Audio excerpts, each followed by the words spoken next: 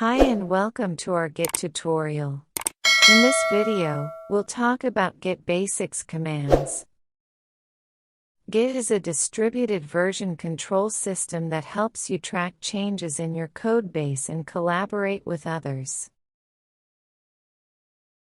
These basic Git commands provide a foundation for version control, enabling developers to collaborate, track changes, and maintain a consistent history of their projects. 1. Installing Git on Linux. Command. This command is used on Debian-based Linux systems, such as Ubuntu, to update the local package index. Command.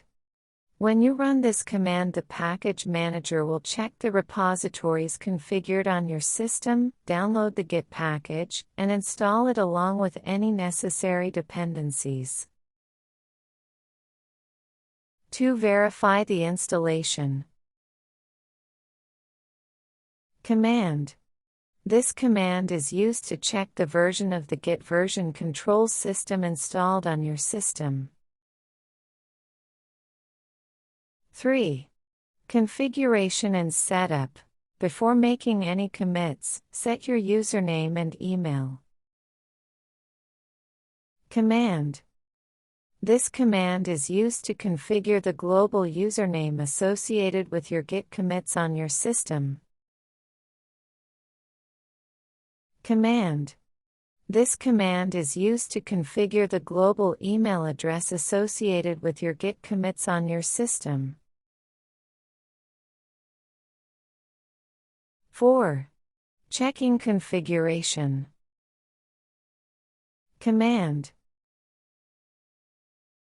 This command is used to display the Git configuration settings for the currently active repository. When you run this command, Git will output a list of configuration settings, including the values for username and user email.